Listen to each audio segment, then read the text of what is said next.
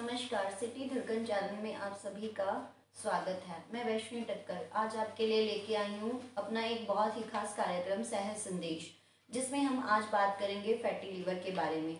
आज हमारे साथ फिर से एक बार लाइव जुड़ने जा रहे हैं डॉक्टर अभिमन्यु भार्गव जी, जो आयुर्वेदा के नाड़ी विशेषज्ञ हैं और 20 वर्षों से यमुनानगर में अपनी सेवाएं दे रहे हैं और रोगियों की समस्याओं का समाधान कर रहे हैं। अभिमन्यु भार्गव जी के बारे में मैं आपको बताना चाहूँगी कि इन्होंने BAMS की डिग्री गुरुकुल कामरी हरिद्वार से की हुई है। MPhil PhD MSc इन्होंने नेचुरल प्रोडक्ट से की हुई है और ये कई रोगियों की समस्याओं का समाधान कर चुकी है और इनकी दवाओं से कई लोग इसका लाभ उठा चुके हैं। तो आइए हम बात करते हैं अभिमन्यु भार्गव जी से। नमस्कार डॉक्टर साहब, अगर आप सभी भी किसी समस्या से परेशान है फैटी लिवर की, तो आप हमारे इस नंबर पर कॉल कर सकते हैं 8813 830 830, जिसमें आप लाइव जुड़कर अभिमन्यु भार्गव जी से अपनी समस्या का समाधान पा सकते हैं। जैसे अभिमन्यु जी, फैटी लिवर से कैसे बचे और इसका क्या उपाय करें, जैसे ये आज के टाइम की सबसे बड़ी समस्या है। हर किसी को इस प्रॉब्लम होती है इस समय में। ये सभी दर्शकों को मेरा नमस्कार, अभिनंदन है। देखिए, फैटी लीवर की समस्या हर दूसरे तीसरे व्यक्ति में नजर आती है। उसके पीछे कारण क्या है कि जो हमारा आहार शैली है, खान पान है, कहीं ना कहीं खराब है। और दूसरी बात, उसके साथ साथ खान पान के साथ खराबी के कारण तो है ही है, लेकिन कुछ लोगों को खाना पचाने की भी क्षमता बहुत कमजोर है, वो भी फैटी लीवर की समस्या से परेशान है। इस परेशानी से निकलने के लिए अपने खान पान में सुधार करने की जरूरत है और फैटी चीजों का परहेज करने की जरूरत है। लेकिन फैटी इन्फ्लेट्रेशन, इसको जो लीवर में होता है, वो इसलिए होता है कि जो आप खाना खाते हैं वो जब पूरी तरह से पचता नहीं है तो वो उसका अपचित भाग वो भी कच्चा फैट बनाता है। दूसरा जो है, बहुत सारे लोग जो है फैटी चीज़ों खाने के बहुत आदी और शौकीन होते हैं। उसमें भी क्या होता है कि उसकी वजह से जो फैट है वो जाके लीवर के ऊपर जमने लगता है। इस प्रकार से लीवर धीरे धीरे फैट की, मतलब जो लीवर का सेल्स होता है वो फैट से डिपॉजिट होने लगता है और उसकी क्रियाशीलता कमजोर होने लगती है। उस क्रियाशीलता कमजोर होने के कारण लोगों के शरीर में मोटापा आने लगता है, ट्राइग्लिसराइड्स बढ़ने लगता है, कोलेस्ट्रॉल बढ़ने लगता है। इस तरह की समस्याएं बहुत सारे लोगों के जीवन में आने लगती है। तो फैटी लीवर से बॉडी वेट गेन भी होता है? जी, ये बहुत बढ़िया आपने पूछा है कि फैटी लीवर जिसको होता है, पहले तो शरीर में वजन बढ़ने लगता है, फैट इकट्ठा होने लगता है, शरीर की मेटाबॉलिक एक्टिविटीज कमजोर होने लगती है, स्लो होने लगती है, स्लगिश होने लगती है, कोलेस्ट्रॉल बढ़ने लगता है, लिपिड प्रोफाइल डिस्टर्ब हो जाता है, पाचन क्रिया कमजोर होने लगती है। इसके अलावा शरीर बिना मतलब कम खाने के बाद भी, परहेज करने के बाद भी शरीर में मोटापा आने लगता है और शरीर बीमारियों का घर बनने लगता है। तो दर्शकों के लिए सबसे महत्वपूर्ण विषय ये है कि फैटी लीवर की समस्या बहुत सारे लोगों को है जी आज के समय में, लेकिन कैसे बचना है, कैसे निकलना है, इस पे हम लोग विस्तृत रूप से एक एक पॉइंट को लेकर साझा करेंगे ताकि दर्शकों को समझ में भी आए और उनको हल भी मिलता है। तो जैसे आजकल की जीवन शैली में फैटी लिवर की समस्या बहुत लोगों को है। फैटी लिवर जो आपने अभी ये चीज़ बताई है कि फैटी लिवर ये है और ये ऐसे खाने से होता है कि जो समय पे ना खाया जाए और जो पचे ना। तो जैसे आजकल अल्ट्रासाउंड रिपोर्ट में फैटी लिवर आता है, लोग फिर भी उसको नज़रअंदाज करते हैं। क्या यह ठीक है या गलत है कि जैसे अल्ट्रासाउंड में अगर फैटी लिवर होता है तो लोग मेडिसिन लेते हैं, लेकिन थोड़े दिन खाते हैं उसको फिर छोड़ देते हैं। तो ये किस हद तक सही है? इसका एक प्रॉपर ट्रीटमेंट होना चाहिए। बिल्कुल सही कहा कि फैटी लीवर की समस्या अल्ट्रासाउंड की रिपोर्ट में बहुत सारे लोगों को मिलती है। लेकिन इसका हल नहीं ढूंढते हैं और इग्नोर करते हैं, इग्नोर इसको करते सीरियसली नहीं लेते, सीरियस इस चीज नहीं को। लेते हैं। जी। उससे होता क्या है कि वो धीरे धीरे, अगर पुरुष है तो उसके शरीर में मतलब एक तरह से जेनाइटल वीकनेस भी आने लगती है, सेक्सुअल वीकनेस का भी शिकार हो जाता है, मोटापा उसके शरीर में बढ़ने लगता है। तो उसके क्या होने लगता है धीरे धीरे कि शरीर में जो उसका बेडौल सा शरीर होने लगता है और वो धीरे धीरे हाइपरटेंशन की तरफ जाने लगता है। दूसरी तरफ क्योंकि स्लो और स्लगिश मेटाबॉलिज्म दूसरी तरफ शुगर रोग को भी जन्म देने लगती है। जी। तो क्या हुआ कि था तो फैटी लीवर, लेकिन शरीर का मोटापा बढ़ा दिया। मोटापा बढ़ा दिया, किसी को शुगर लग जाती है, किसी को बीपी की प्रॉब्लम हो जाती है। ठीक है, बीपी तो तुरंत नहीं होने लगता है, लेकिन उसे कोलेस्ट्रॉल बिगड़ने लगता है, धमनियों में जो चर्बी है वो जमने लगती है। उसके फलस्वरूप होता क्या है कि व्यक्ति का हाइपरटेंशन आने लगता है और बीपी का शिकार हो जाता है। तो आप देखेंगे कि बहुत सारे लोग, उनकी शुरुआत यहाँ से होती है। अगर वो नजरअंदाज ना करें, अपने खान पान में परिवर्तन कर लें, कोई नेचुरल इंग्रेडिएंट्स या फॉर्मुलेशन का प्रयोग कर लें, तो फैटी लिवर की जो समस्या रोगों में बदल रही थी उसको भी रोका जा सकता है। अपनी दिनचर्या में थोड़ा सा दिनचर्या में सुधार करना है, कुछ एक दो इंग्रेडिएंट्स जो है, आयुर्वेद में इसकी बहुत अच्छी दवाइयां हैं कि इस बीमारी से निकला भी जा सकता है। अगर हो रहा है तो उसका रोकथाम भी कर सकते हैं। अगर इसके बाद भी फैटी लीवर की समस्या पूरी तरह से जड़ से नहीं जा रही है तो आयुर्वेद में बहुत ऐसे नेचुरल इंग्रेडिएंट्स हैं जो हिपेटोसाइट्स, जो लीवर के सेल्स होते हैं उसको हिपेटोसाइट्स कहते हैं। उस हिपेटोसाइट्स को एक्सेलरेट, उसके फंक्शन को, स्लगिशनेस जो हो रही थी, उनकी क्रियाशीलता कम हो रही थी, मंद पड़ रही थी, वो धीरे धीरे एक्टिवेट होकर लीवर के सेल्स बहुत अपना अच्छा काम सही और सुचारू रूप से करके वहां जो जमा हुआ फैट होता है उसको धो डालते। तो जैसे आपने ये जेंट्स के बारे में बताया, ऐसे लेडीज को अगर या गर्ल्स को फैटी लिवर की प्रॉब्लम आती है तो उनमें क्या लक्षण देखे जा सकते हैं? हाँ, महिलाओं में खासतौर से फैटी लिवर की जिनको समस्या होती है उनके साथ एक दूसरा, और क्योंकि स्त्रियां हमेशा जो है, महिलाएं जो है हमेशा क्या कहें, इमोशन की धनी होती है। लव और कंपैशनेट उनके जीवन का एक अहम हिस्सा होता है। उसको प्रायोरिटाइज करके अपना जीवन जीती हैं।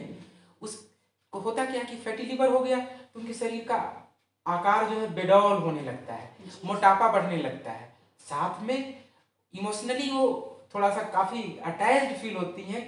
कभी न कभी बहुत सारे उनके दैनिक जीवन में तकलीफें होती हैं, उसको पकड़ लेती हैं, उसको हमेशा रिटेन करके रखती हैं, मानसिक रूप से उलझनों को बढ़ाती हैं। उसकी वजह से उनके शरीर में हार्मोन भी बिगड़ने लगता है, जिसकी वजह से अक्सर देखेंगे थायराइड भी समस्या नजर आती है। जी। जब फैटी लिवर और थायराइड भी होता है तो ऐसे लोगों को बीपी भी बढ़ने लगता है, शुगर की समस्या आने लगती है, और ये कॉम्प्लिकेटेड सिस्टम जो है वुमेन्स में नजर आने लगता है। थी फैटी लिवर की समस्या, लेकिन उसकी वजह से हार्मोन डिस्टर्ब हुआ, जिसकी वजह से थायराइड हो गया।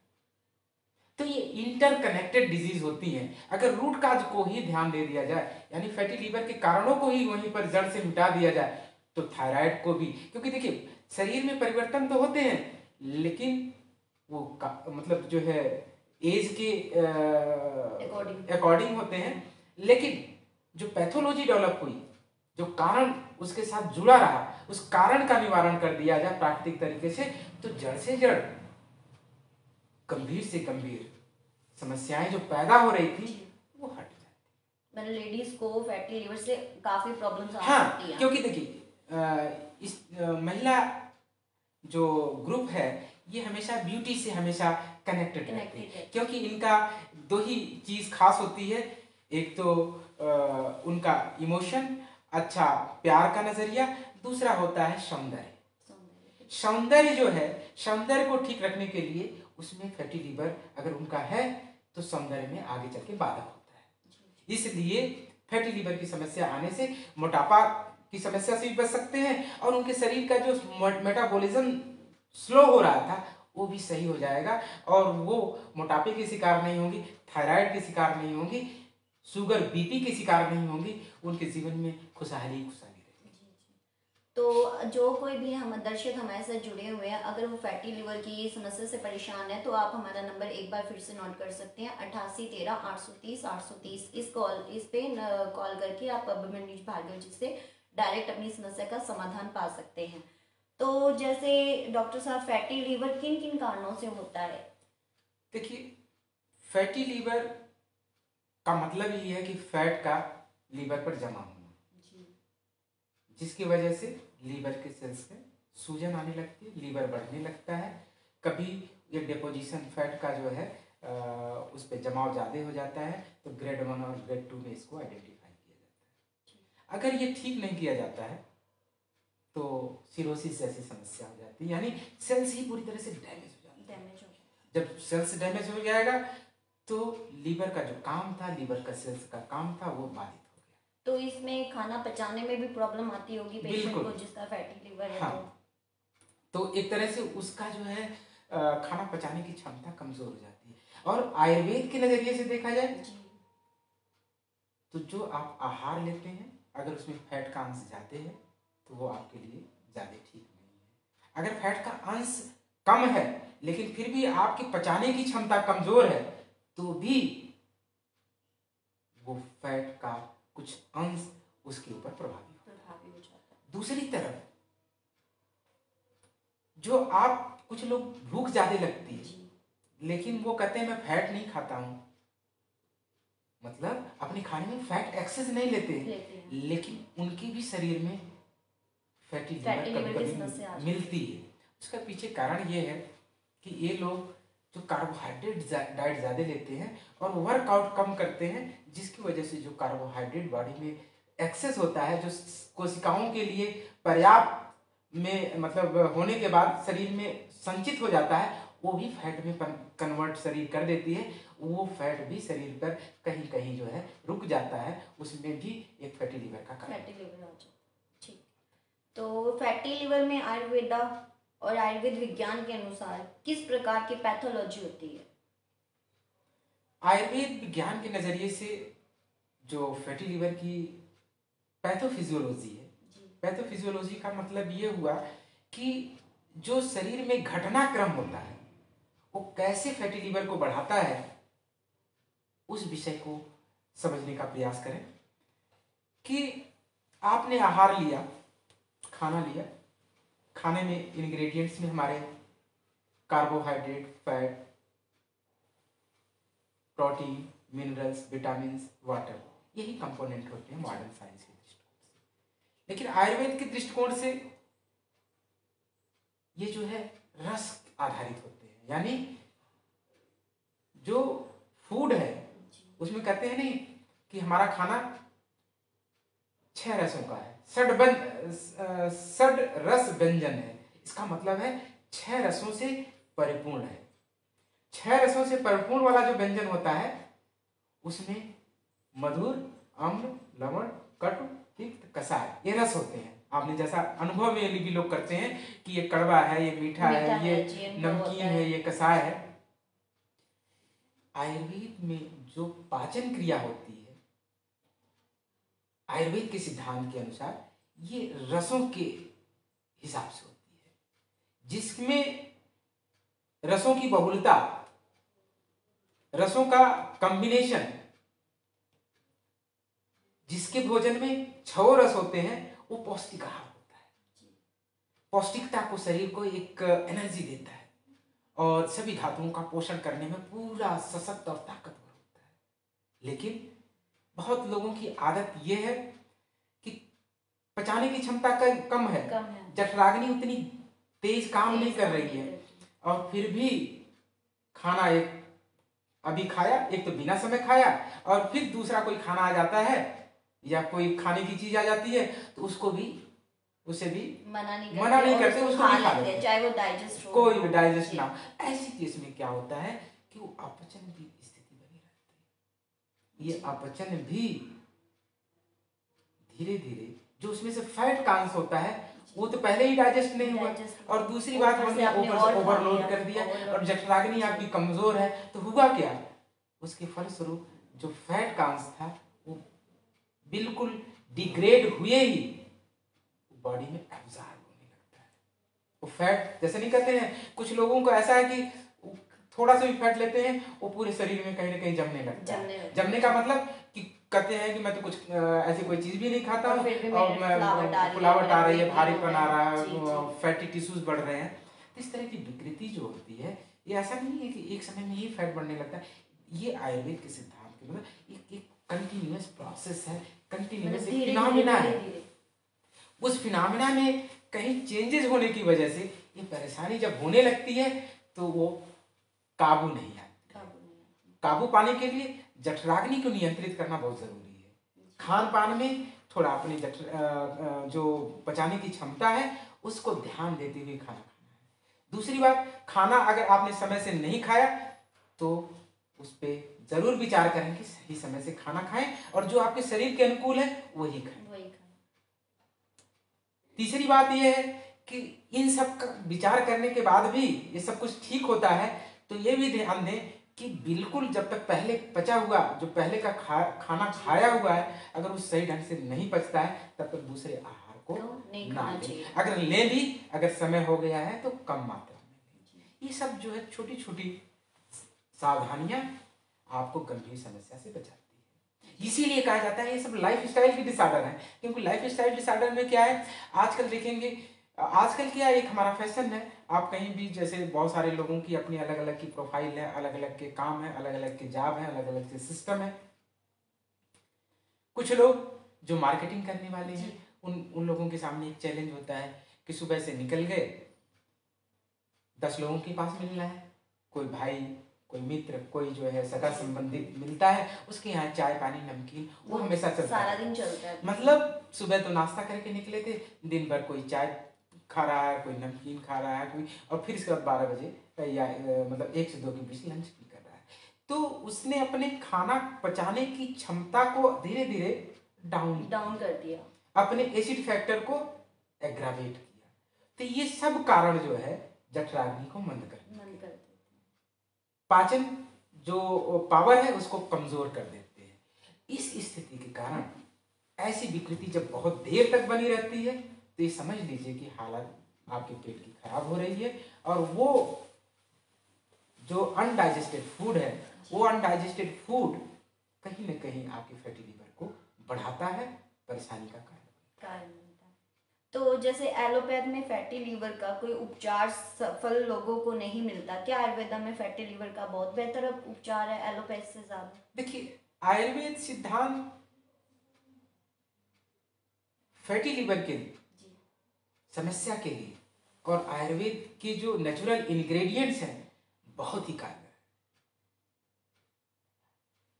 जो हमारे model treatment method and model है उसमें केवल जो लीवर में एक साइकिल्स होती है, क्रैब हैंड साइकिल, जिसके फलस्वरूप कुछ मेटाबोलाइट्स बनते हैं, और अगर वो सप्लीमेंट के रूप में एंजाइम्स नहीं मिलते हैं तो क्या होता है, वो उसका डिटॉक्सिफिकेशन पावर कम हो जाती है। यानी जो उस साइकिल से यूरिया का प्रोडक्शन होता है, जो अमोनिया बनता है, जो शरीर धीरे धीरे कंपाउंड बनाकर एक्सक्रीट करती है, वो साइकिल कंप्लीट जब नहीं होती है तो लीवर के ऊपर लोड पड़ता है।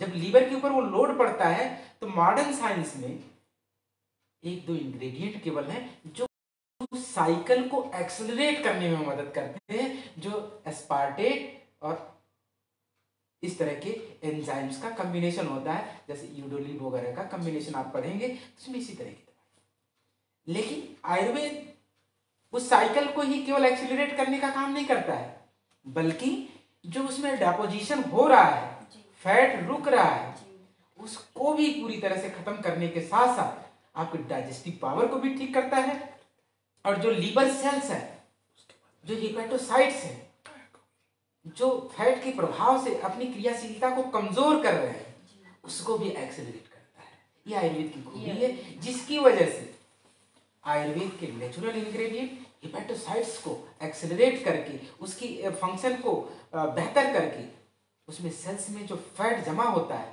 वो धीरे धीरे धो डालता है, धीरे धीरे उसको लिक्विफाई कर देता है, और सेल्स रेजुविनेट होकर पूरे सक्रिय होकर पूरे शरीर में जो लीवर के कमजोर होने के कारण, लीवर के कम काम करने के कारण जो शरीर में टॉक्सिक मटेरियल भी रुकते हैं वो भी धीरे धीरे वो वॉश आउट हो जाते हैं। ये है आयुर्वेद की चिकित्सा। लेकिन एलोपैथिक दृष्टि से इसको बहुत लोग कैजुअली लेते हैं। वो कहते हैं अल्ट्रासाउंड रिपोर्ट में भी आ गया, कोई बात नहीं, खाना खाओ पियो और ये तो हो ही जाता है। लेकिन इसको गंभीरता से लेने से, इसका हल ढूंढने से, ये सोच लीजिए कि आप भविष्य में आने वाली मेटाबॉलिक बहुत बड़ी समस्याएं, शुगर और बीपी, थायराइड, ऐसी जो समस्याओं को आप वहीं पर रोक देंगे और उसको आने से बचा सकते हैं। ये सोच लीजिए कि एक छोटी सी समस्या थी फैटी लीवर, अगर फैटी लीवर को आपने सही समय पर कंट्रोल कर लिया तो आने वाले भविष्य में आपके शरीर में आने वाले जो परिवर्तन थे वो सारे धीरे धीरे ठीक हो। तो ये इसलिए इसको नजरअंदाज बिल्कुल नहीं, क्योंकि सारी प्रॉब्लम्स तुम्हारे पेट से ही शुरू होती है। लीवर को कहा जाता है एक बॉडी का बहुत बड़ा डिटॉक्सिफिकेशन सेंटर। अगर लीवर आपका बहुत अच्छी तरह से काम करता है तो आपके शरीर में बहुत सारे रोग लगेंगे। अगर किन्हीं कारणों से लग भी रहे हैं, लीवर के सेल्स को एक्सीलरेट कर देंगे, लीवर की मैकेनिज्म को, उसकी क्रियाशीलता को एक्सीलरेट कर देंगे तो शरीर में वो गंदगी रहेगी नहीं, धीरे धीरे वास आउट हो जाएगा। आयुर्वेद विज्ञान ये भी कहता है कि जो लीवर होती है, लीवर में जो पंचभूत की जो अग्नि होती है, पंचभूत यानी पंचभूत का मतलब पृथ्वी, जल, वायु, आकाश, अग्नि। हाँ, सभी जो है सृष्टि जो पंचभूतात्मक, हम जो खाते पीते हैं, हमारा अन्न भी पंचभूतों से ही बना हुआ है। उसको पचाने वाली अग्नि कहाँ होती है?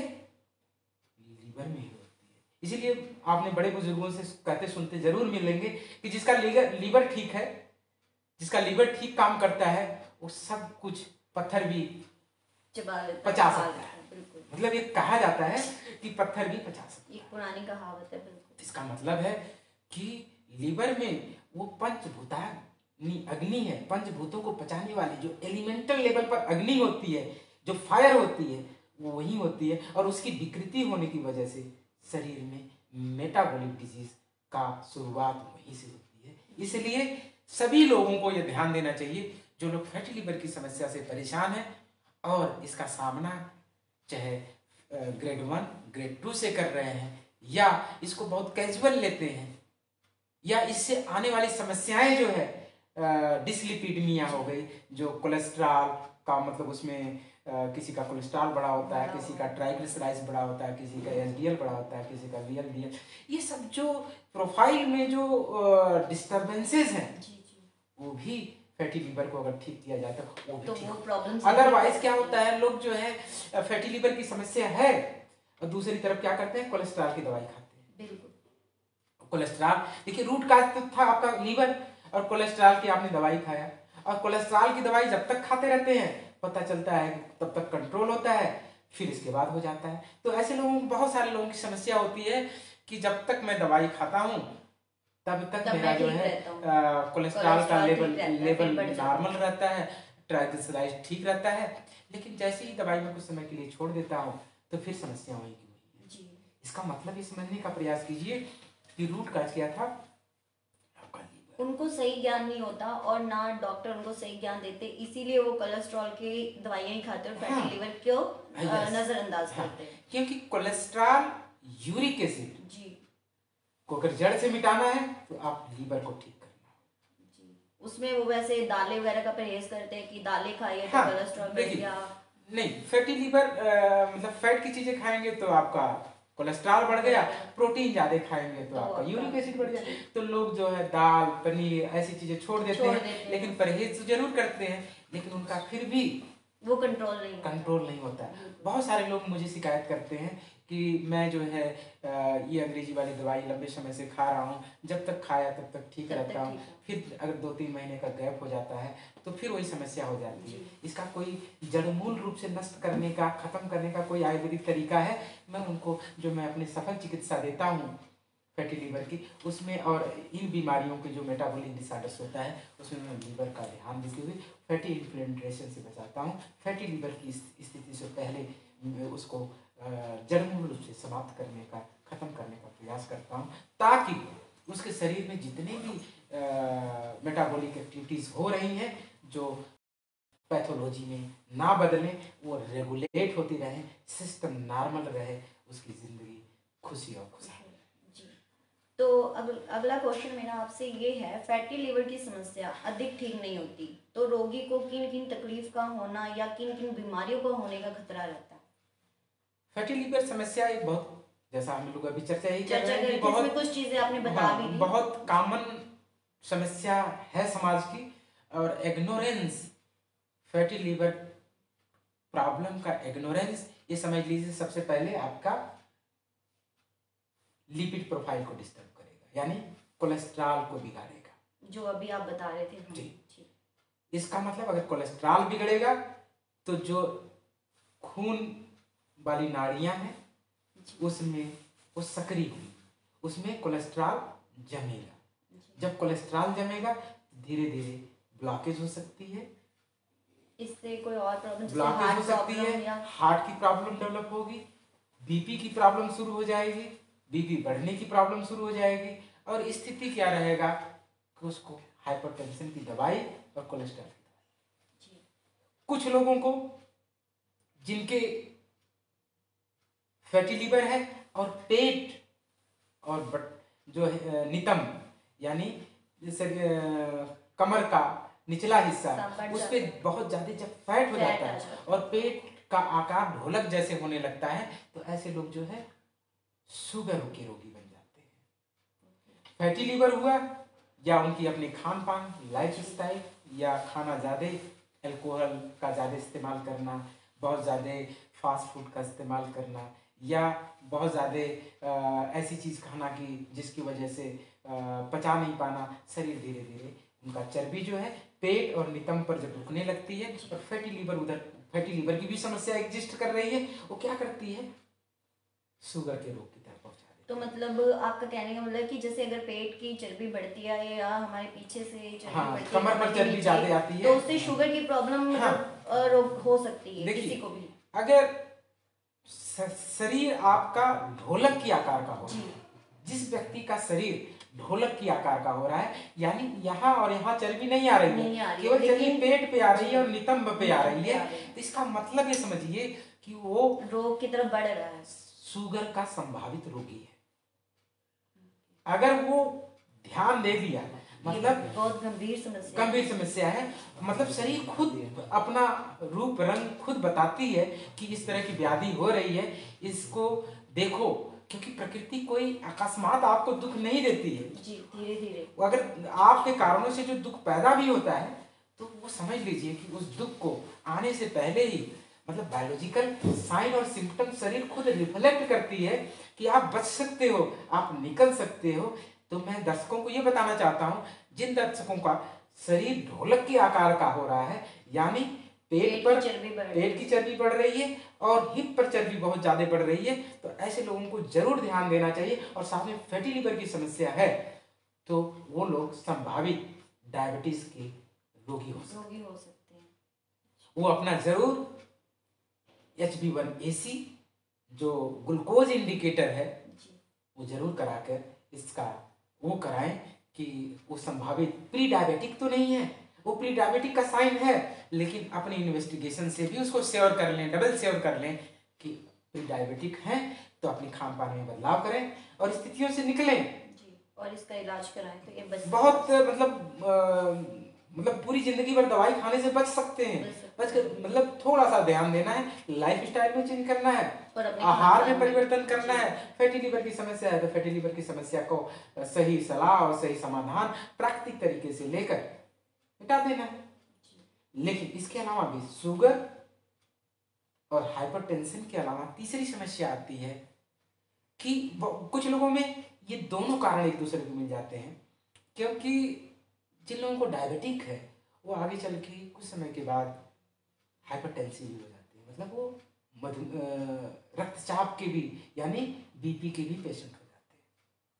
और बहुत सारे लोगों को आपने देखा होगा कि हाइपरटेंशन के रोगी हैं, कुछ समय के बाद वो शुगर के भी हो जाते हैं। तो ये भाई बहन का मतलब जो है रिश्ता इन दोनों रोगों का है। तो इसलिए रूट काज हमेशा ध्यान देना चाहिए। अगर रूट काज को ध्यान देकर सफल और सही इलाज ले लिया तो समझ लीजिए कि आप भविष्य में जो पूरी जिंदगी भर तकलीफ देने वाली बीमारी है शुगर और बीपी, उससे यही बचा सकते हैं। और दूसरी समस्या कि मोटापा की समस्या, मान लीजिए कुछ लोगों को ऐसा लगता है कि मोटापा तो आ गया, मोटापा को भी कहते हैं कि बस केवल मैं सैर कर लूंगा, मैं एक्सरसाइज कर लूंगा, मैं जिम में जाकर और वेट डाउन कर लेते हैं। लेकिन फिर भी वो क्या करते हैं, रूट काज का नहीं ध्यान देते हैं। जब रूट काज का ध्यान नहीं देते हैं तो उनकी भी स्थिति वहीं की वहीं पड़ी रहती है। वो थोड़ा सा फैट कम हुआ लेकिन रूट काज गया नहीं, फिर भी वो कुछ समय के बाद बीपी और शुगर के पेशेंट होते हैं। तो लाइफ स्टाइल की बीमारी कह देना, ये सभी लोग कहते हैं कि मुझे शुगर हो गया, मुझे बीपी हो गया, लाइफ स्टाइल की बीमारी आजकल बहुतों लोगों की समस्या है। भाई समस्या बहुतों लोगों की जरूर है, लेकिन कारण समझिए, उसका निवारण कीजिए और अपने जिंदगी में थोड़ा सा प्रकृति का प्रकृति प्रदत्त, प्रकृति ने जो आपको दिया है, जो आसपास जो है जड़ी बूटियां हैं, आपके खान पान है, उसमें सुधार करके जो इस तरह की जो लाइफ स्टाइल डिसऑर्डर्स हैं, जिसको बहुत हल्के में लोग कह देते हैं, ये तो आजकल बहुत लोगों की बीमारी है। अब हर तीसरे आदमी को शुगर है। अरे शुगर इसलिए हुआ, बीपी इसलिए हुआ, लाइफ स्टाइल, आप अपनी लाइफ स्टाइल केवल डिसऑर्डर कह दिया, लेकिन रूट काज को तो समझ ही नहीं रहे हैं ना आप। रूट काज को समझ लीजिए, उसका निवारण कर लीजिए, लाइफ स्टाइल में आपके सुधार हो जाएगा। लाइफ स्टाइल की जो डिजीज आ रही है उसको आप रोक सकते हैं। तो कितना आसान समाधान है। और लोग जो है क्या करते हैं, इस पे लोग ध्यान नहीं देते हैं, बल्कि लोग जो है रोज एक गोली खाकर अपने आप शुगर या बीपी को कंट्रोल करते हैं। शुगर की दवा केवल आपके दर्शकों में एक चीज साझा करना चाह रहा हूँ, बहुत अच्छा विषय हम लोग चर्चा कर रहे हैं कि शुगर की दवाई तो जिसको सेल्स तक पहुंचना था और वो आपको ऊर्जा देता है, लेकिन वो ऊर्जा नहीं दे पाता है क्योंकि वो सेल्स तक पहुंच ही नहीं पाता है।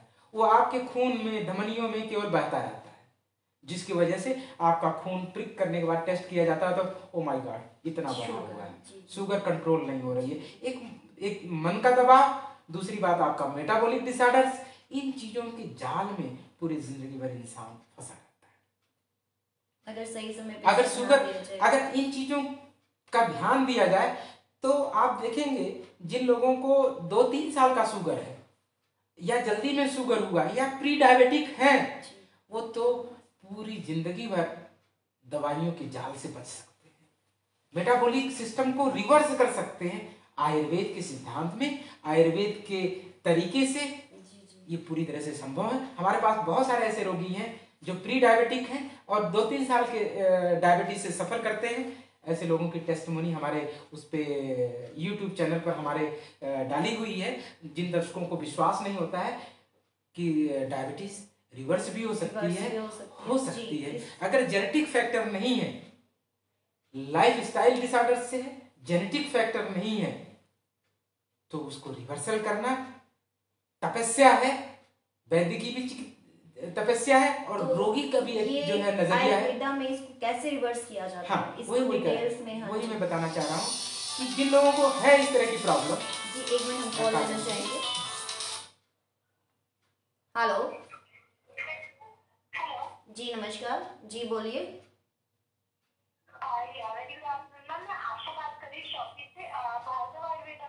जी आपकी भार्गव आयुर्वेदा में बात हो रही है मैम।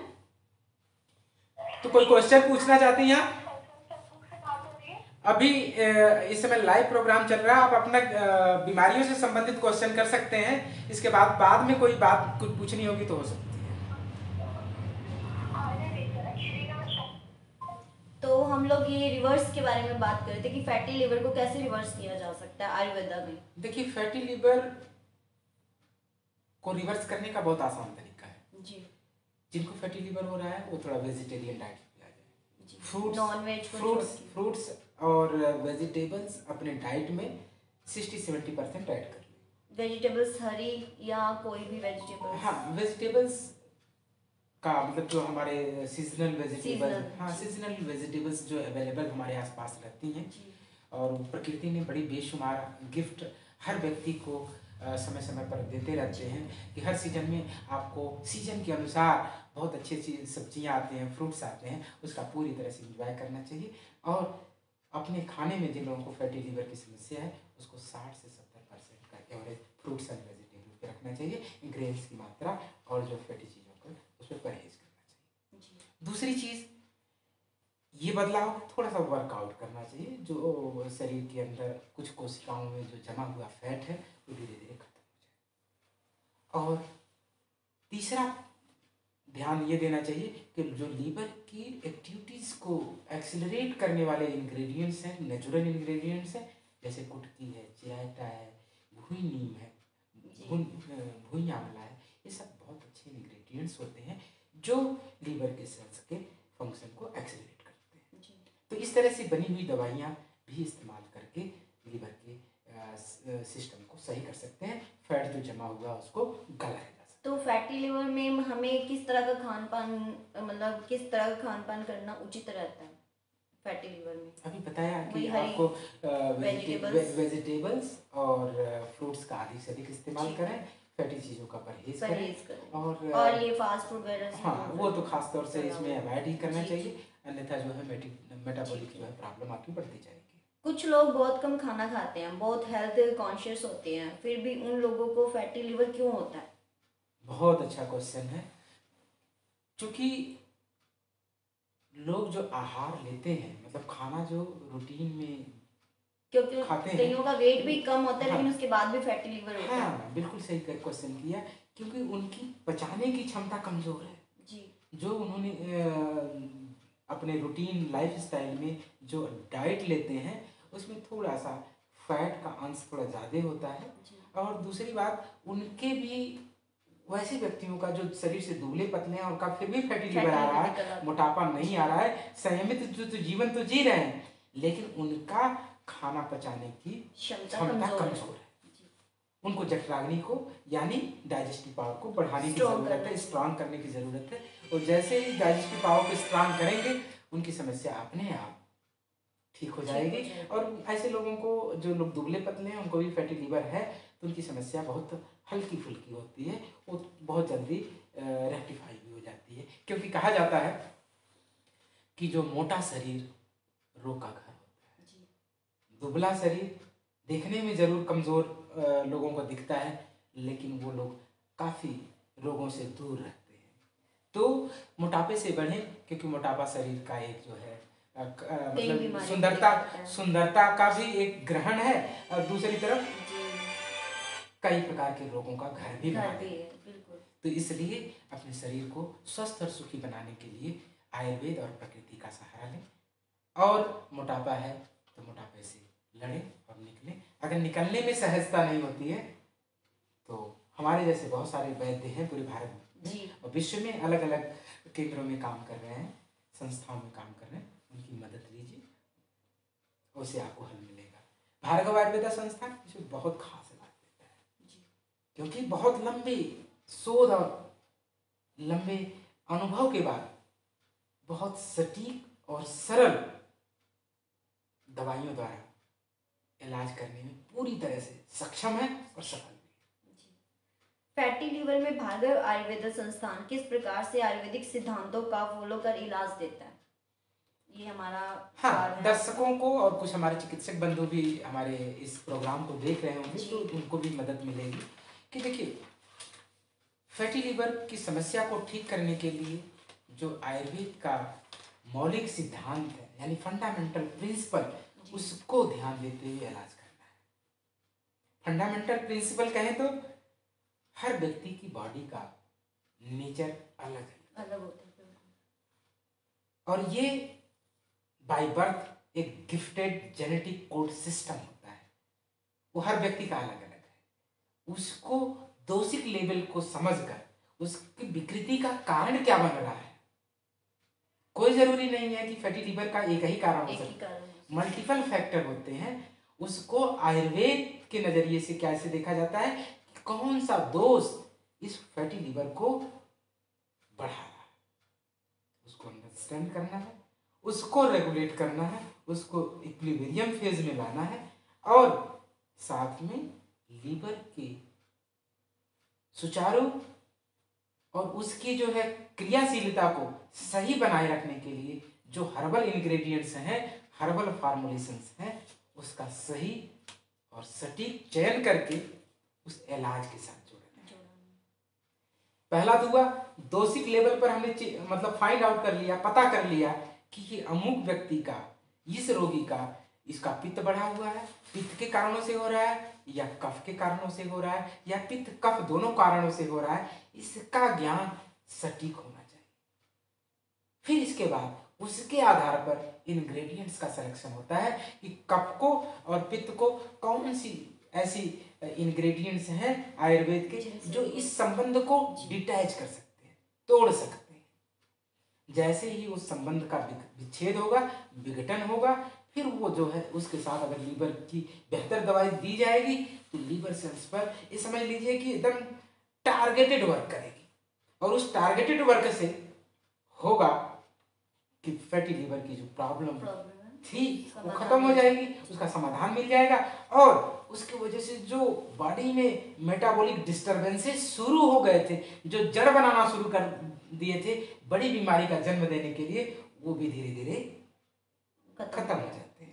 तो ये सोच लीजिए कि एक छोटा सा उपाय जिंदगी में कितना बड़ा बदलाव और जिंदगी की कितनी उलझनों को पहले ही सुलझा दिया। जो प्रॉब्लम्स आने वाली है वो भी नहीं आ पाएगी। हाँ, देखिए जिंदगी में समस्याएं कुछ नजरअंदाज करने की वजह से ही आती है। प्रकृति हमेशा अपने आप को तो शरीर भी एक प्रकृति का जो है क्या बोलेंगे रिप्रेजेंट करने वाला सिस्टम है, क्योंकि ये स्वयं एक प्रकृति है। बाहर जो प्रकृति दिख रही है वो प्रकृति एक दूसरे की पूरक है। जो शरीर में जो एलिमेंट कम होते हैं वो जड़ी बूटियों से उस प्रकृति से लेकर हम अपने जीवन की ऊर्जा को संचारित करते हैं और अपने जीवन को अच्छा जीने का प्रयास करते हैं। लेकिन कहीं ज्ञान के अभाव में हम चीजों का सही और सटीक चुनाव नहीं कर पाते हैं, अपने शरीर को समझ नहीं पाते हैं, तो वो क्या होती है, वो विषमता, वो विकृति का जन्म दे देती है। और वही विकृति जब शरीर में जड़ बना लेती है तो हम तरह तरह की स्पेशलिटी में जाते हैं, कहते हैं हम क्या करें, हिपैटोलॉजिस्ट जो है हिपैटिक जो हिपैटो और बाइलरी एक्सपर्ट के पास जा रहे हैं, वहां जाएंगे तो उसका इलाज कराएंगे। भाई हिपैटो और बाइलरी एक्सपर्ट के पास ऐसा तो है नहीं कि लीवर और गाल ब्लैडर वो शरीर से कोई अलग है कि उसको गया वहां की एक स्पेशल जो है दवाई से वो ठीक हो जाएगा। ये एक चीज वो पेट से कनेक्टेड है, आहार से कनेक्टेड है, पोर्टल वेन से कनेक्टेड है, मतलब जो आप लेंगे वो तो वहीं जा रहा है। फर्स्ट पास कहा जाता है कि आप जो आहार लेते हैं वो first pass liver metabolism. First pass liver metabolism का मतलब होता है कि जो आपने खाना खाया वो पचने के बाद सबसे पहले वहीं भेजा जाता है। इसीलिए अगर खाने में कोई खराब चीज आ गई है जो शरीर के लिए अनुकूल नहीं है तो लीवर क्या करता है, उसको डिटॉक्सिफाई कर देता है कि भाई जो अच्छी चीज है वही आगे जाए और जो खराब चीज है वो बाहर निकल जाए। लेकिन जब आप लीवर को ही खराब कर दिए अपने खान पान से, उसको समझ में नहीं आता है क्या अच्छा है क्या खराब है, तो वो सारी शरीर की जो आप द्वारा खराब किया हुआ, लिया हुआ, खाया हुआ, आपकी जठराग्नि के कमजोर होने के कारण या आपकी बुद्धि विवेक ठीक न होने की वजह से, आपका सही और सटीक चयन नहीं होने की वजह से, प्रकृति के हिसाब से जो दवाई और खान पान नहीं ले पाए, वो क्या करता है लीवर तक पहुंचने में, लीवर पहले से ही कमजोर है तो आपकी उस टॉक्सिसिटी को पूरे शरीर में फैलाता रहता है, फेंकता रहता है। और वो टॉक्सिसिटी जब पूरे शरीर में फैल जाती है तो ही तो बीमारी का कारण है। हम लोग क्या करते हैं, स्पेशलिटी में उसको देखते हैं। भाई इसीलिए आयुर्वेद कहता है हमेशा जड़ पर वार करते हैं। जड़ पर अगर ध्यान दे दिया जाए, सिस्टम को करेक्ट कर दिया जाए तो पत्ते और शाखाएं तो अपने आप सूख जाएंगी। अगर किसी पेड़ को काटना है तो पेड़ को काटना है तो इसको मतलब कितनी बार टहनियों को आप ट्रिम करेंगे, कितनी बार उसके शाखाओं को काटेंगे, अगली साल फिर हो जाएगा। कुछ देर तक आपको अच्छा लगेगा फिर हो जाएगा। अगर उसको जड़ काट देंगे तो पता चलेगा। नहीं कहते हैं न रहेगा बांस न बचेगी बांसुरी। अगर उसकी जड़ को ही आपने खत्म कर दिया तो बांस ही नहीं बनेगा तो बांसुरी कहाँ से बनेगी। उसी तरह से अगर बीमारियों के सिलसिले में इसको हम तर्क दें तो अगर रूट काज को अगर आपने ठीक कर दिया और उसका सही और फंडामेंटल सिस्टम और जो आयुर्वेद का मौलिक सिद्धांत है, त्रिदोष का सिद्धांत है, धातु का सिद्धांत है, दोष धातु मल की चिकित्सा का सिद्धांत है, उस चिकित्सा सिद्धांत के अनुसार अगर आयुर्वेद की चिकित्सा कर दी जाए रोगी की तो कठिन से कठिन जटिल से जटिल बीमारियां जड़ से ठीक होती हैं। ये मेरा खुद का अनुभव है, मेरे साथ मेरे संस्थान से जुड़े रोगियों का अनुभव है। तो आयुर्वेद पूरी तरह से वैज्ञानिक पद्धति है। इसको लोग बहुत हल्के में लेते हैं। वो कहते हैं तो जड़ी बूटी है, घास फूस है, क्या कर सकती है। उनको नहीं पता है कि जिस तरह से आप तो इन्हीं जड़ी बूटियों से उन्हीं फील्ड में उगे हुए गेहूं अनाज और फल फ्रूट सब्जियों को खाकर सब कुछ प्रकृति द्वारा तो आती है। आप जब दवा के लेने की बात आती है तो कहते हैं घास फूस है, क्या काम करेगी।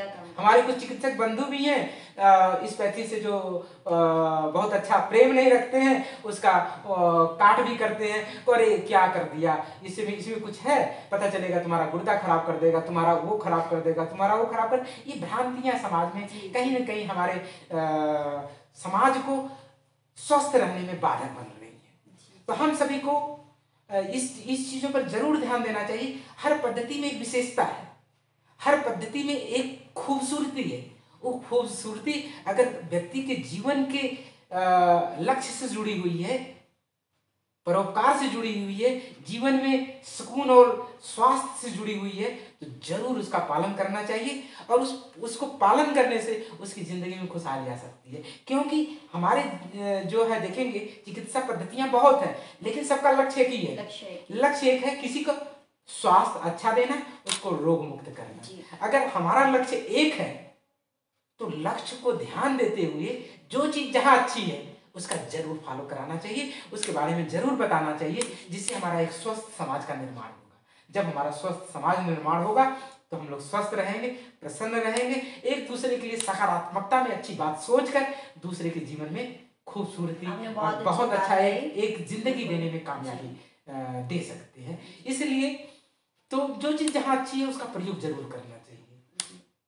और आयुर्वेद में जो प्रकृति की खूबी है, प्रकृति में जो वो तत्व है जो रोग नाशक क्षमता से भरपूर है और जिंदगी में सफलता और रोगों से बचाने में बहुत अपने आप को ताकतवर है और सिद्ध भी है। हमारे द्वारा ही नहीं, ऋषि महर्षियों द्वारा सिद्ध है। आज के ही युग में भी उतने ही काम करते हैं जितने हमारे ग्रंथों में लिखा हुआ है। लेकिन हम लोग उसको प्रयोग करते हैं तो कुछ लोग इसके प्रयोग करने वाले लोगों का, उसको उपयोग कराने वाले लोगों की संख्या बहुत कम है, लेकिन जो लोग करते हैं वो सिद्ध होते हैं, सिद्ध तरीके से काम करते हैं, सफलता को देखते हैं, सफलता से लोगों को प्रेरित करके लोगों के स्वास्थ्य और जिंदगी बचाने में मदद करते हैं। बहुत अच्छी जानकारी आपने दी। फैटी लीवर में किन किन बातों का ध्यान देना बहुत जरूरी है? फैटी लीवर में दर्शकों सबसे पहले यह है कि आप अगर फैट के बहुत शौकीन हैं, फैटी चीजों, डीप फ्राइड फैटी फूड, ऐसी चीजों को कम करें। ऐसे लोग, कुछ लोग हैं जो बहुत काजू का प्रयोग करते हैं, वो भी उसमें भी फैट कंटेंट्स बहुत ज्यादा होते हैं। लेकिन जो लोग अपने रूटीन लाइफ स्टाइल में सोख करके, मतलब भिगो कर, भेकर, जैसे बादाम हो गया और अखरोट हो गया, अगर थोड़ी अल्पांश मात्रा में लेते रहेंगे वो भी जरूरी है। कुछ लोग जो है फैट के नाम पर ऐसा होता है कि वो हर चीज, जहां भी फैट की चीजें हैं वो खाना कम कर लेते हैं, और दूसरी तरफ क्या करते हैं कि कोलेस्ट्रॉल या फैट को कम करने वाली चीज, चर्बी को घटाने वाली चीजें, जो चाहे वो वैस्कुलर लेवल पर है या चर्बी को दूसरी तरह से कम करने वाली चीजों को कम कर देते हैं, जिसकी वजह से उनकी संधियां, उनके जोड़ भी कमजोर होने लगते हैं, उनकी ग्रीस सूखने लगती है। कुछ समय के बाद समस्या तो एक थी, लेकिन वो और ज्यादा और दूसरी समस्याओं में पैदा कर लेते हैं। वो कारणवश हो जाती है। वो एक चीज को ध्यान देते हुए इतना अगर आप बहुत अपने स्वास्थ्य को लेकर थोड़ा सा भी सचेत हैं, थोड़ा सा भी सावधानी रखते हैं, तो खान पान में सहजता से परिवर्तन करें।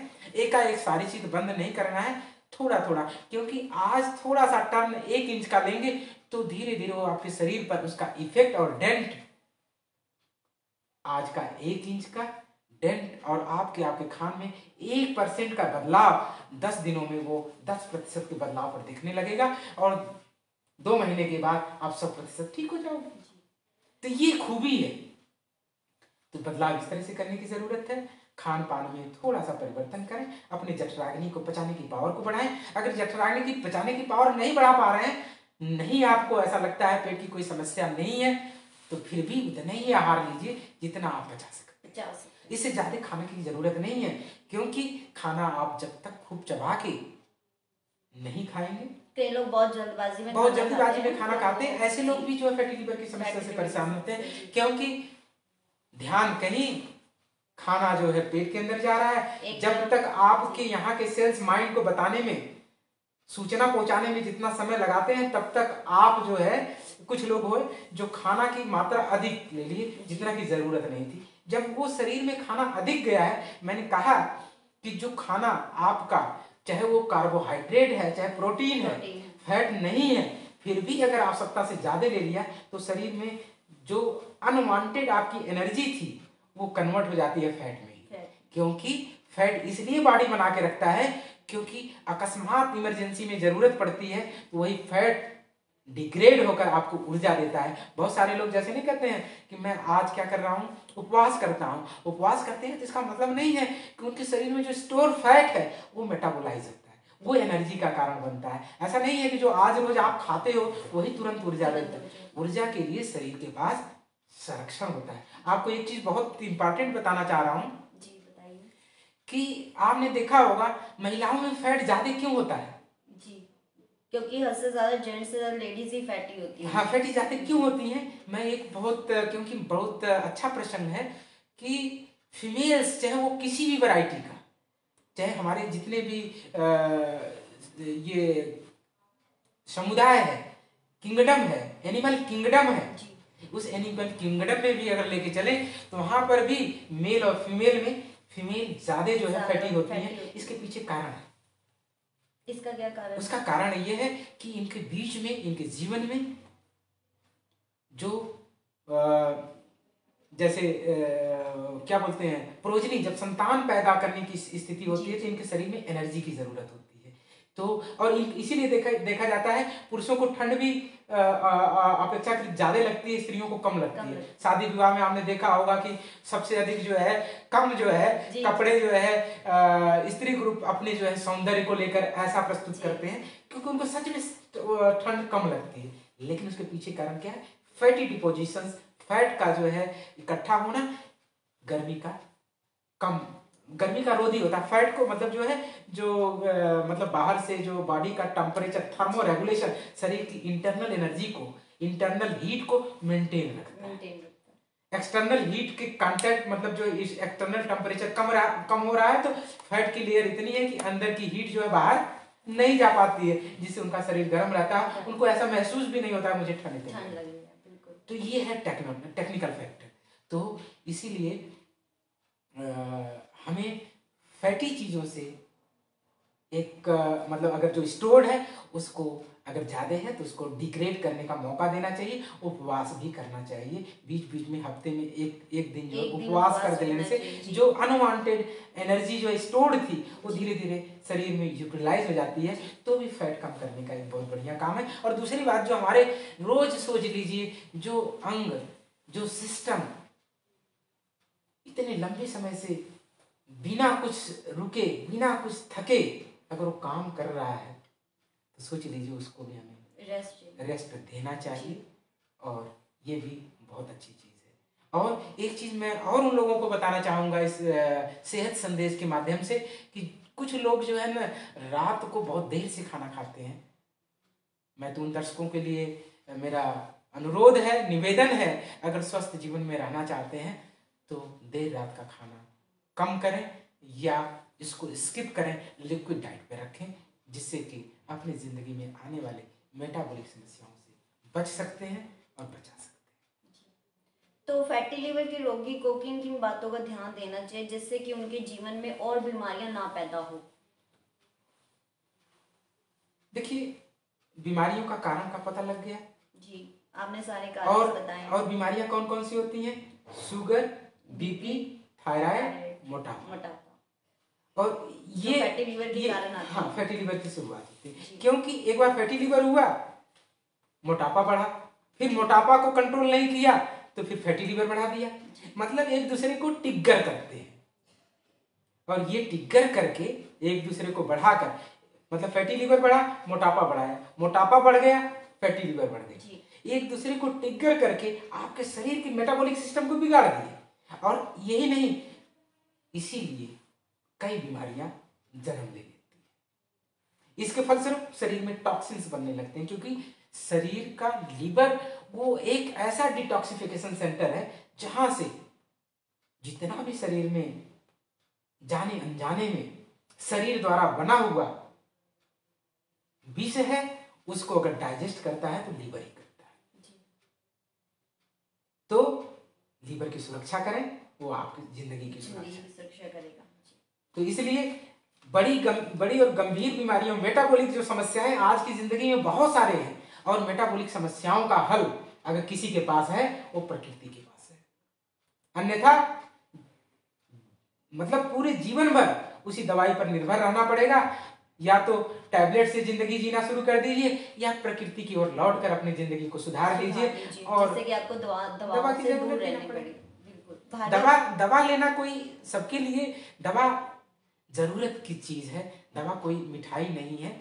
दवा का प्रयोग जब जरूरत हो सही तरीके से करें, अपने दोषी नेचर को आइडेंटिफाई करके लें, एक्सपर्ट की ओपिनियन से लें, सही लें, जिससे कि रूट काज आपका ठीक हो जाए, सिस्टम अपने आप ठीक हो जाएगा। भार्गव आयुर्वेदा के पास कौन कौन सी दवाइयां हैं जो फैटी लीवर के रोगी घर पर ही मांग कर कुछ महीने सेवन करके फैटी लीवर की समस्या से बच सकते हैं, उनके बारे में कुछ बताइए। जी, भार्गव आयुर्वेदा संस्थान पेट के रोगों में, जोड़ों नसों मांसपेशियों के रोगों में, एलर्जी के रोगों में, चाहे स्किन की हो चाहे साइनस की, जैसे लोगों को कफ, चेस्ट एलर्जी, इस तरह की बहुत सारे लोगों को प्रॉब्लम है, और मेटाबॉलिक डिसऑर्डर्स की, ऑटो इम्यून डिसऑर्डर्स की बहुत सफलतापूर्वक इलाज देता है, जिसमें फैटी लीवर की एक रूट काज से संबंधित बीमारी है। क्योंकि हमारा संस्थान भार्गव आयुर्वेदा संस्थान ये लंबे समय से 20 वर्षों से इस चिकित्सा क्षेत्र में काम कर रहा है। और वो शोध, मतलब लोग कहते हैं कि आयुर्वेद वैज्ञानिक नहीं है, हम लोग इस मतलब यहाँ की टीम ने, यहाँ के जो एज ए फाउंडर, मेरे गाइडेंस से बहुत सारे लोग काम करते हैं, हम लोगों ने एक ऐसी चीज है जो आज के जन उपयोग के लिए सरल और रोग रहित करने के लिए बनाई है, उसी पद्धति पे इलाज देते हैं। पूर्णतः वैज्ञानिक है। बहुत हम मेटालिक दवाइयां नहीं देते हैं, हम जड़ी बूटियों के एक्सट्रैक्ट वाली दवाइयां को ज्यादा इस्तेमाल कराते हैं। क्योंकि समाज में भ्रांतियां बहुत हैं कि लोग कहते हैं कि मैं कोई रस भस्में खा लूंगा, कोई रसायन खा लूंगा तो मेरी किडनी कमजोर हो जाएगी, मेरा लीवर। लेकिन ये भी भ्रांति गलत है, ये फैलाई गई है, इसको लोग जानते नहीं है। क्योंकि आयुर्वेद का जो सिद्धांत के मुताबिक जो दवाई बनती है, जो आयुर्वेद का फार्मास्यूटिकल प्रोसीजर है, उससे जो दवाई बनती है, जो धातुओं से दवाई बनती है, उसको इतना नैनो पार्टिकल में तोड़ दिया जाता है कि वो दोबारा मेटल बन ही नहीं सकता और उसका अस्तित्व नहीं होता है।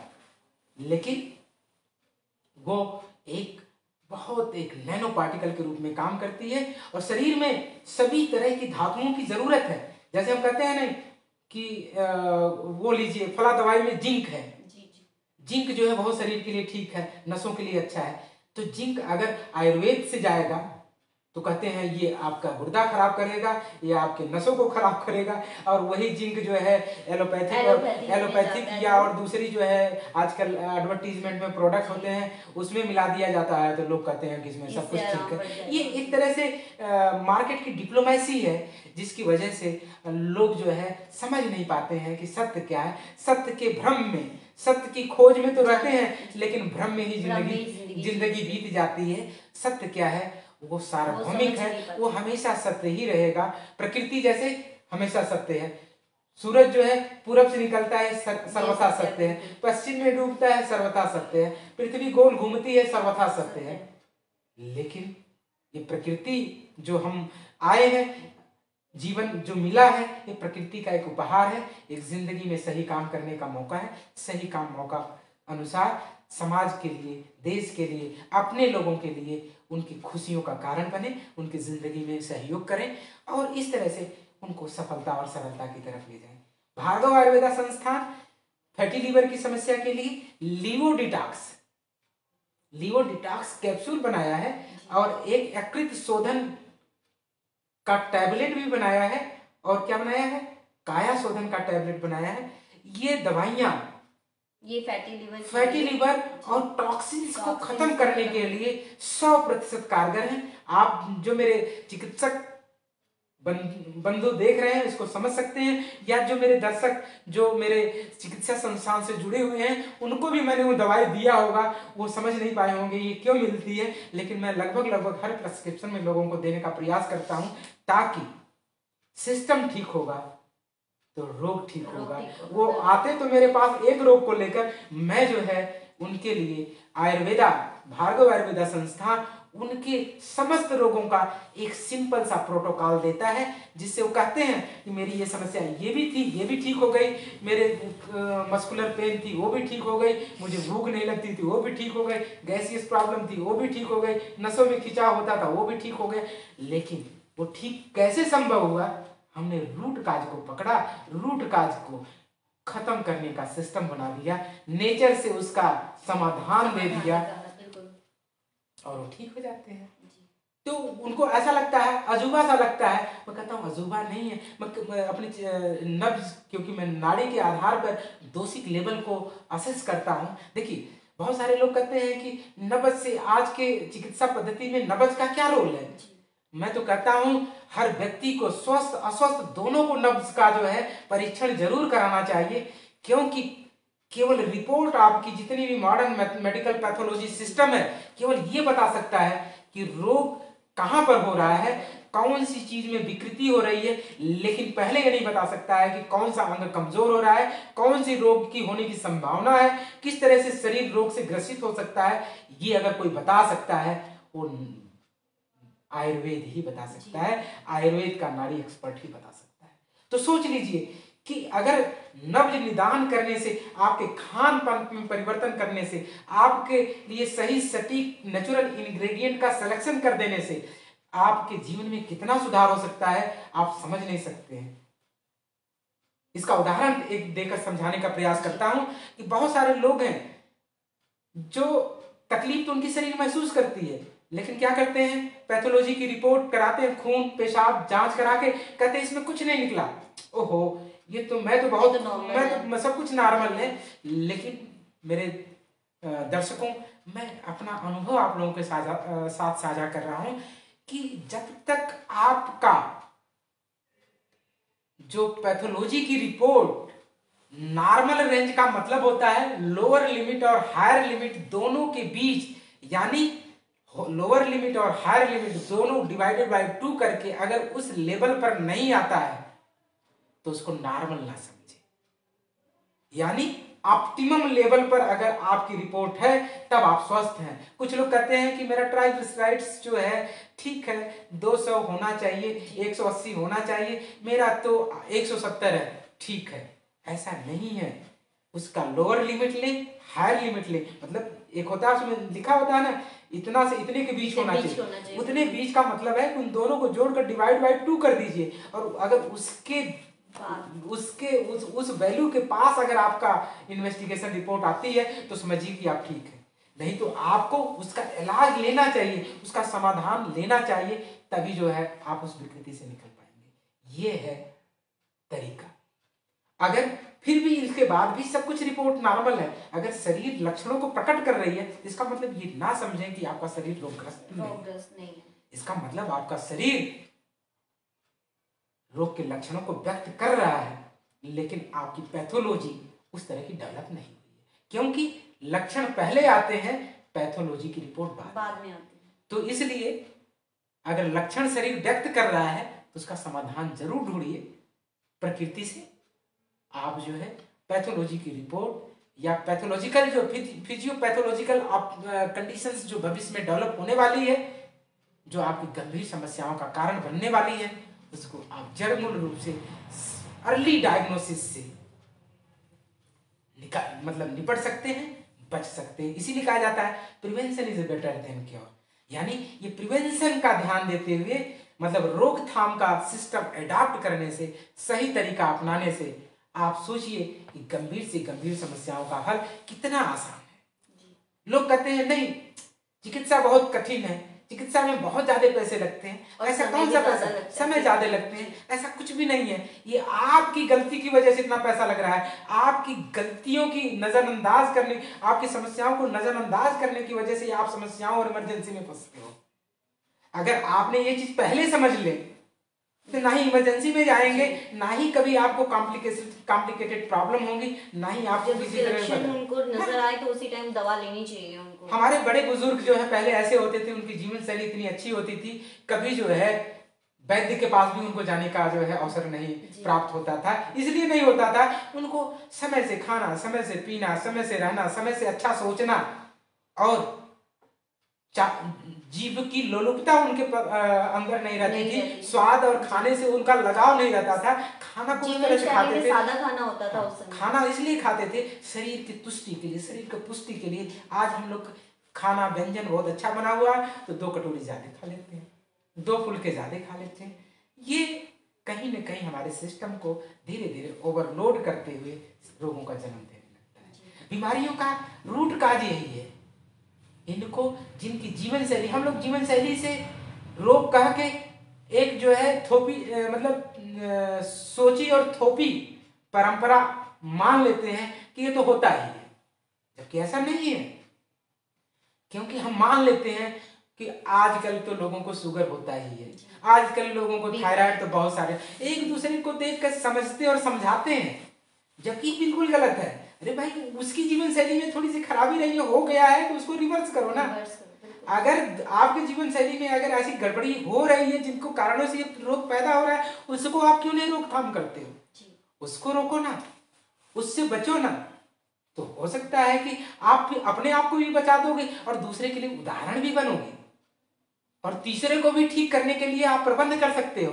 पता चलता है कि एक तो रोगी हो गया है, उसको देखकर अपने आप को समझाते हैं। ऐसे तो बहुत सारे लोग हैं, एक ही गोली तो खाना है, जिंदगी तो चलती रहेगी। लेकिन मैं आप सभी दर्शकों से एक विषय साझा करना चाहता हूं, क्या कि एक गोली खाने से शुगर का जो जिनको शुगर हो गया है, एक गोली खाने से क्या पूरी जिंदगी उनकी चल पाती है?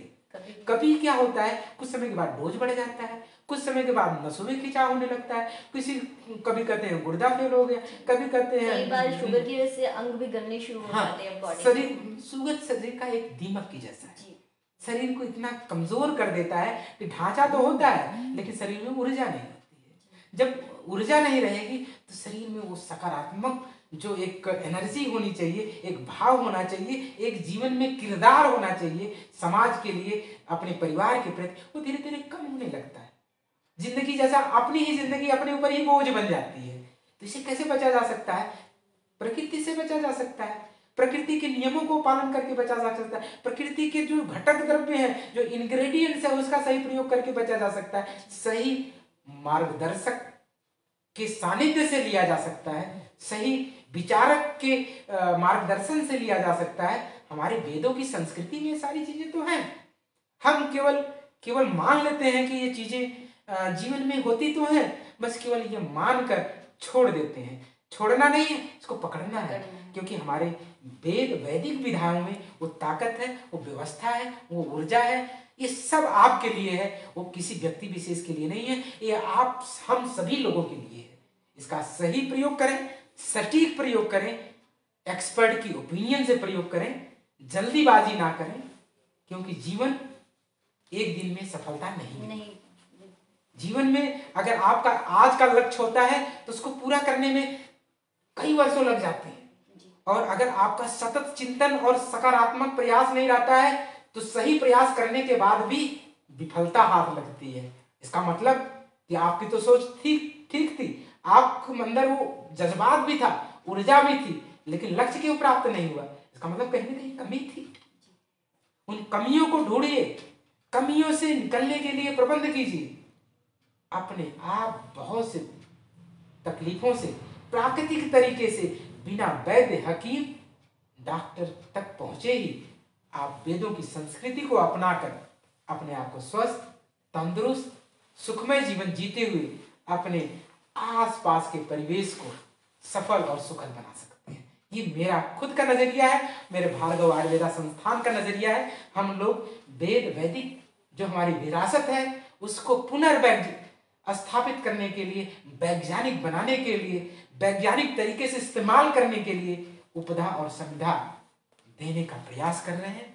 और आप दर्शकों का प्यार और सहयोग निरंतर मिलता रहेगा तो हम सभी लोग मिलकर इस जो हमारी वैदिक कला है, वैदिक ज्ञान है, वैदिक पद्धति है, इसके लिए, सबके लिए, हम सभी लोगों के लिए उपयोगी और सार्थक बनाने में हम सभी लोग मिलजुल के काम करेंगे। इन शुभकामनाओं के साथ आज डॉक्टर भार्गव जी ने आज हमें बहुत अच्छी जानकारी दी फैटी लीवर के बारे में, और उम्मीद करती हूँ आप सभी को आज हमारा प्रोग्राम आपको बहुत पसंद आया होगा और आप इससे फ़ायदा भी उठाएंगे और अपनी दिनचर्या को चेंज भी करेंगे। तो मैं डॉक्टर साहब का बहुत बहुत धन्यवाद करती हूँ जिन्होंने अपना कीमती समय निकाला और हमें फैटी लीवर की समस्याओं के बारे में बताया और उसका उपचार भी बताया। तो अब आप हमें इजाज़त दीजिए, हम अगले प्रोग्राम में आपके लिए किसी और समस्या का समाधान लेकर हाजिर होंगे। हमें और सिटी धड़कन की टीम को इजाज़त दीजिए, उसके लिए धन्यवाद। बहुत बहुत दर्शकों धन्यवाद। हम लोग सेहत संदेश के अगले एपिसोड के साथ ऐसे ही निरंतर अच्छे विषय लेकर साझा करेंगे जो आपके जीवन में खुशियों का संचार कर सके, आपके जीवन में आपके रोगों से लड़ने में मददगार साबित हो। इन्हीं भावनाओं के साथ वाणी को विराम देते हैं। नमस्कार। नमस्कार।